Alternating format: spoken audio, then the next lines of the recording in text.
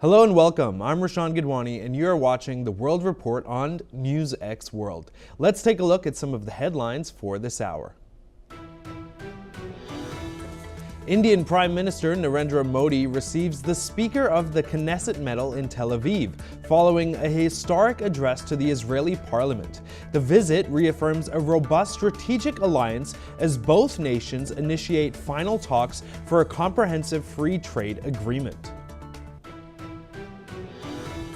A U.S. Air Force C-146 Wolfhound sustains significant damage after hitting a concrete barrier during a roadway landing exercise in Pangasinan. 5 personnel are injured in the accident, which marks the first attempted highway landing operation in the Philippines. Cuban forces kill 4 individuals and wound 6 others aboard a Florida-registered speedboat after a deadly exchange of fire near Cayo Falcones. Secretary of State Marco Rubio denies U.S. government involvement but warns Havana of serious ramifications. Ahead of PM Mark Carney's upcoming visit to Delhi, Canadian authorities have suddenly begun softening their allegations of transnational repression against India. Sources in Ottawa suggest a strategic reset is underway to repair trade relations critical to the Canadian economy. A federal judge rules the Trump administration's third country deportation policy unlawful, citing violations of due process. The ruling temporarily halts the rapid removal of migrants to nations other than their own, pending a government appeal. Malaysian Foreign Minister Mohammed Hassan issues an urgent plea for diplomacy as nuclear talks resume in Geneva today. Kuala Lumpur warns that the increased U.S. naval presence in the Persian Gulf risks a global energy crisis and a total closure of the Strait of Hormuz. The International Monetary Fund releases a sharp directive calling on the Trump administration to aggressively reduce the U.S. fiscal deficit. The IMF warns that Washington's current spending path is driving an unsustainable trade gap that threatens the stability of the entire global financial system. Hong Kong's Court of Appeal overturns the 2022 fraud conviction and sentence of pro-democracy tycoon Jimmy Lai, ruling that the lower court erred in its judgment, while the 78-year-old remains in prison serving a separate 20-year national security sentence. The surprise ruling marks a significant legal victory for the defense. And here are the top stories for the hour. Russia launched missile and drone attacks on Ukraine overnight, hitting residential buildings and injuring around 20 people across the east and south. Missiles targeted Kyiv, Kharkiv, and the Kyiv region, while drones struck Zaporizhzhia. In Zaporizhzhia, 7 people were injured and several homes were damaged, leaving 500 without heating. Kharkiv saw at least 14 injuries, including a child. The attacks follow a pattern of targeting Ukraine's energy sector. The Zaporizhzhia region also houses Europe's largest nuclear power plant, which remains under Russian control.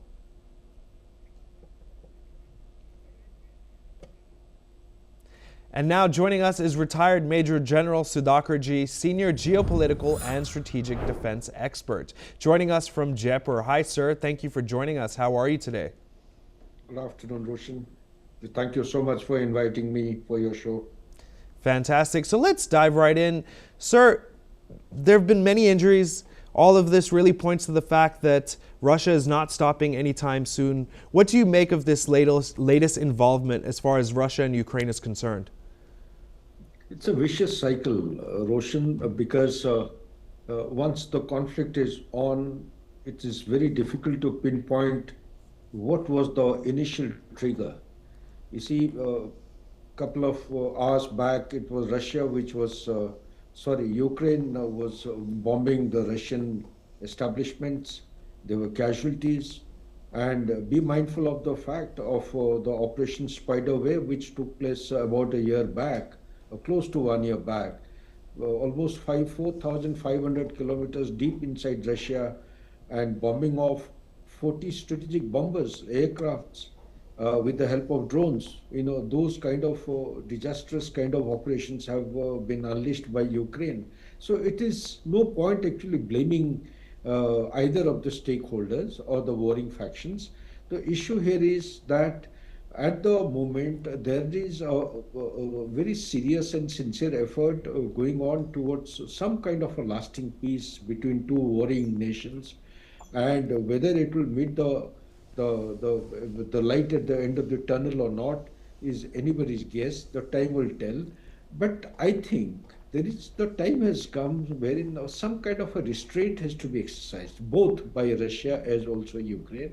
And when you go in for the lasting peace, to make some beginning, looking at it from the military perspective, I would say all guns must freeze. The barrels must be actually mothballed, no firing on either side. That's the only way. And both the parties, warring parties, they must fall back to respective sites by a couple of kilometers, or imaginary line should be regulated and monitored by a neutral party, and then the peace process should start. Going ahead with the peace process with this ding dong battle going on from either side is actually going to inflict lots of damage to innocent civilians, which is just you have explained in your question. This will go on endlessly without any sight for any kind of peace in times ahead. Back to you, Roshan. Yes, it is a vicious cycle indeed. Please, sir, stay with us. We'll be right back with you. French President Emmanuel Macron will update France's nuclear doctrine, ruling out shared European control, but outlining what France can offer allies concerned about the U.S. nuclear umbrella under President Trump. While France and Britain are nuclear powers, most of Europe relies on the U.S. for deterrence. Recently, Germany raised discussions on a European nuclear deterrent. Macron has emphasized that France will maintain its exclusive control over its nuclear weapons and wants European partners to understand its doctrine. The update comes amid growing concerns over Russia's nuclear threat and a shifting global security landscape.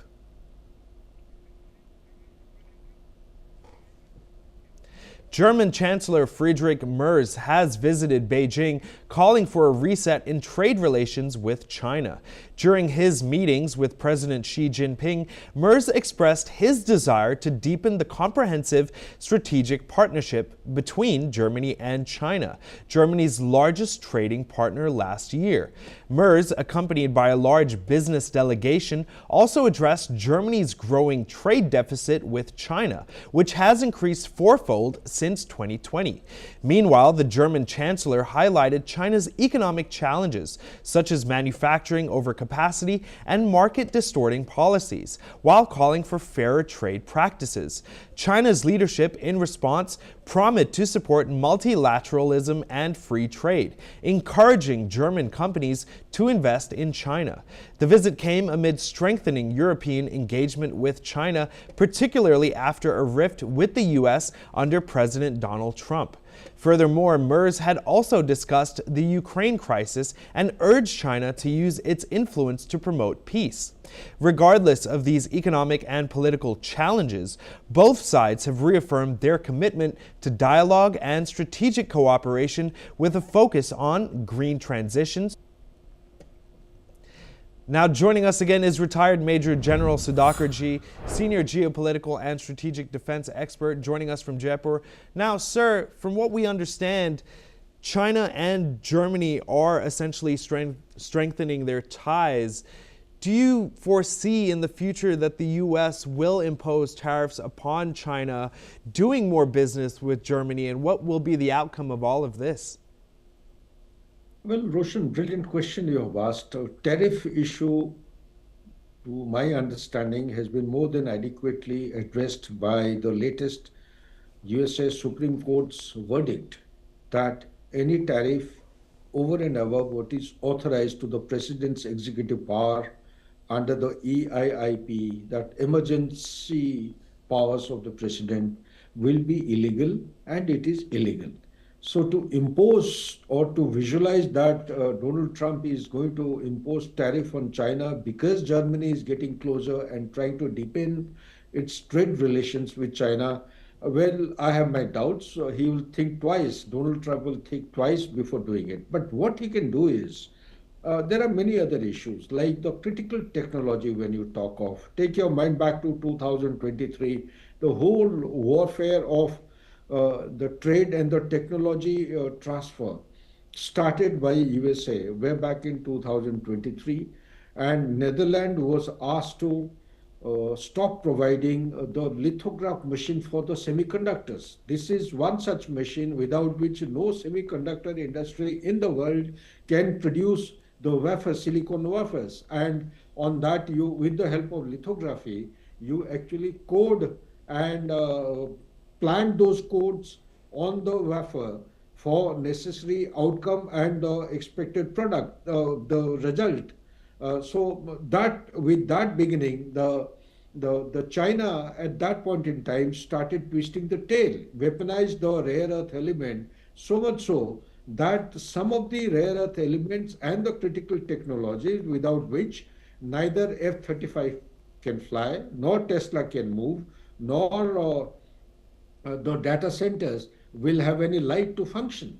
So it is called duninium, if I recall correctly. Similarly, you have germanium and gallium, without which no cell, the solar cells can be produced, nor your graphite blocks, which is dominated essentially more than 90% of the dominance is by China world over.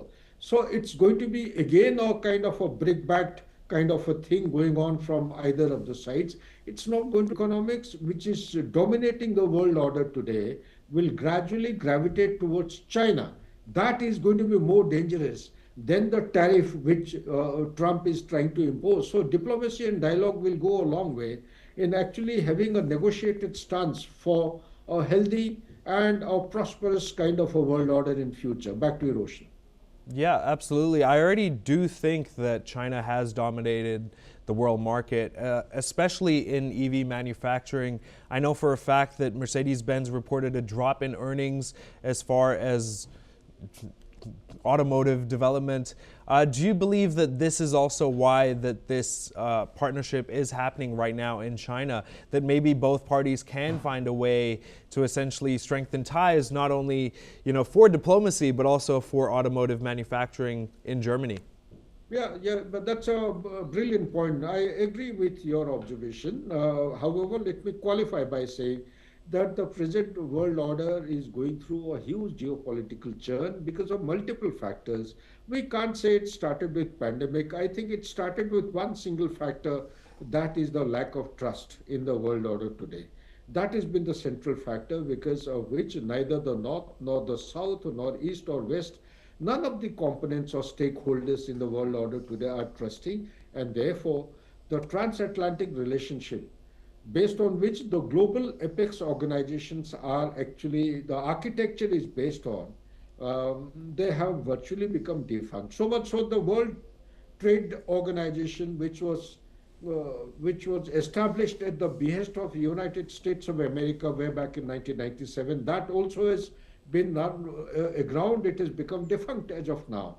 So under these circumstances, and over and above that, Donald Trump 2.0 has come out with a very noble idea of using tariff as the best way to actually, restore its status quo of supremacy in the global economy. With a debt of $38 trillion, debt to GDP ratio having gone as high as 168%, USA is in deep trouble. So this is actually making it very, very vitiated, very complex to navigate, and as a result, the trust is actually compelling, lack of trust, compelling the very NATO allies to look for partners away from the transatlantic relationship. And with the Greenland issue having come to the forefront, it has actually shattered all kinds of connections and the relationship between the European Union and UK with that of country like USA, and forcing them to look for partners like China where they already have well accomplished and established network of manufacturing, of automobile industry and host of other industries, and it is only just about resetting the ties which will give them a momentum to carry forward the productivity of all their establishment in China. And they run a very huge deficit, trade deficit of 90 billion euros as of 2025. It may actually contribute towards the reduction of this trade deficit. That is in case of Germany. And also, Germany being the powerhouse, the economic powerhouse of Europe, would be actually setting a trend and become kind of a precedent for all other countries to make their orientation towards China, because that is the manufacturing base which willingly or unknowingly we outsourced to China for past 30, 40 years. And it is going to be nearly impossible to diversify and de-risk as we have contemplated. And going in for China plus one, it's a long order which time will tell us which direction we are heading to. Thank you so much, sir. I do like your description of this partnership momentum. We'll chat again soon. Thank you. Next up, Indian Prime Minister Narendra Modi has announced the strengthening of defense, trade, and counter-terrorism ties with Israel during a historic visit, which is the first in 9 years. Israel has been a long-time arms supplier to India, and the two countries now collaborate on joint manufacturing of defense equipment such as drones and missiles. While specifics of the defense deal remain private, the government officials have focused on broader bilateral ties and also securing a deeper defense agreement. Additionally, India and Israel are also working on a maritime and land corridor connecting India to the port of Haifa, which experts say is a move that will open new routes to Europe. This initiative, part of the India-Middle East-Europe Economic Corridor, is expected to improve relations between Israel and Arab nations, with Israel's Haifa port playing a crucial role.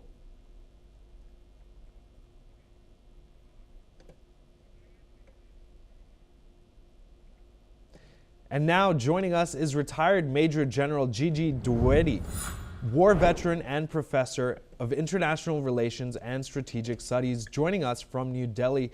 Now, sir, this move is fantastic for Modi and Israel. Of course, they're developing a new economic corridor, but my main concern and question is, will India isolate itself from the rest of the Middle East and the other Arab countries? Well, Roshan, first and foremost, we need to understand that India and Israel relations are time-tested, and this have been developed over more than half a century. And India has stopped hyphenating itself from the Arab world, or the weighing the relations between Israel and Palestine as two different, I would say, spectrums. So therefore, I think India is following a very nuanced and a policy which takes care of the interest. And it is not a zero-sum game that we are cooperating with Israel at the cost of Palestinian or other Arab state. That's not the case. So therefore, I think we need to take this in the larger perspective that India has a deep-rooted interest in Israel. India has deep-rooted interest in the Middle East region per se, and we have cordial relation with the Gulf countries, with Iran, with Egypt, and also with Israel, and we have never abandoned our support for Palestine. So therefore, when you look at this development of our relation with Israel, they are at the multiple spectrum. Of course, political relations are very important. We also have now the trade agreement is coming up, and you talked about the connectivity, because this connectivity, that is India, Middle East, Europe economic corridor, well, this was during the last G20 meeting, this was mooted, and this is very important because you see the sea lines of communication, they can be disrupted through the Suez Canal at times. So this gives an alternate route to the Europe, and also gives us the strategic space to have better connectivity through Israel and through Middle East, as also through the Europe corridor. And another important point is the defense relations, because India has a deep-rooted defense relation with Israel, and they have been time-tested. In fact, India accounts for 34% of the Israelis' defense export. And now this relationship is being taken forward from purely transactional or purchase, relationship to the joint manufacturing, joint development, and there are a number of major agreements that are coming in during this meeting. And if you ask me a further question, I can elaborate on those defense agreements that are on the anvil. Roshan. That's all we have time for right now, sir, but we'll chat with you again shortly. Thank you. Now, next up, a Thai political party that came second in this month's vote filed a criminal complaint against the nation's election People's Party. Deputy Party leader Weo Asawa Rungruang has said that the Reformist People's Party submitted a case to a criminal court against seven election commissioners, the Election Commission's Secretary General, and another election official. Weo has added that two charges involve wrongful exercise of duties, and the last charge, we claimed, was about marking ballots with QR codes and barcodes which allow the votes to be traced and not kept secret as it should be. Meanwhile, the Election Commission has confirmed the victory of caretaker Prime Minister Anutin Charnvirakul's conservative Bumja Thai party, ratifying most of the vote results. Next up, Dr. Congo government forces have launched an attack on M23 rebels in the east, using drones to strike a key mining site. The conflict is centered around Rubaya, where M23 rebels have occupied the coltan-rich mine since April 2024, with help from Rwanda. The fighting intensified as local militias captured Kazinga and clashes spread to South Kivu. Despite Angola's ceasefire proposal and France's calls for peace, hostilities continue. M23 has set up a parallel administration in Rubaya, further complicating the conflict. Local residents are terrified, and the death toll from the drone strike remains unclear due to disrupted communication. And now joining us is retired Major General Gigi Dwivedi, war veteran and professor of international relations and strategic studies, joining us again from New Delhi. Sir, what do you make of this incident in Rwanda and how these parties will essentially work together in the future and essentially dissolve these disputes as well? Well, Roshan, we need to understand the background of this whole issue. In Congo, there are rebel groups. What you said, AFC, is the alliance of the rebel groups who are rebelling against the government. And this M23 is the March 23 movement. Basically, this is the contest for the mineral-rich region of Kivu, and especially the Zubaya mines. Now, these rebel groups restructured again in 2021. And therefore, these clashes have been taking place between the government forces, that is the DRM's Democratic Republic of Congo, and between the AFC, that is the Rebel Alliance, and quite some time. And there is another force behind this, that is Rwanda. Rwanda army, almost 3,000 to 4,000 troops, are supporting these rebels. And as I said, the major contest is for the rich mines of Dubai, which produced a very important mineral, which is key to the electronics and the laptop manufacturing. Now, lately, the Congo forces have taken this counteroffensive, and they are used the drones and also the other weapon systems to suppress this AFC and M23 rebels together. Now, this is exactly what the fighting going on. Of course, there have been effort to bring in peace, even by the US and also the other neighboring countries, but that are not fructified. And this clashes have flared up lately because the rebels are duly supported by the Rwandan forces And that's why they are able to sustain a fight against the government forces of Congo. Roshan. Yes, of course, you mentioned this coltan-rich mine and, of course, this mineral that helps laptop manufacturing. Is this mineral being exported out of Rubaya? And if so, how do the exporters and the trade administrations essentially lock down on what's happening in Rubaya and stop all this conflict? Yes, absolutely, because the wire mines produce about 30% of the Calton material, and that is the major export earning of Congo. And this is why the contest is between the rebels and the Congo forces, because they want to control this mineral-rich area. And the government agencies, of course, are involved because they directly ensure or they directly oversee the exports, but also there is another market that is being controlled by the rebel forces, and that's where they generate the money to sustain these rebellion and the insurgents activities. And of course, Rwanda also gets a share of it. So there are two sides. One is the government side, which is involved in the official trade, and on the other side are the rebel groups, which also do the shadow trading in these very important minerals from Rubaya and Kiyu mineral belt. Roshan. Thank you so much, sir. We'll chat again soon. That's all we have time for. Keep watching NewsX World for more news updates from around the world.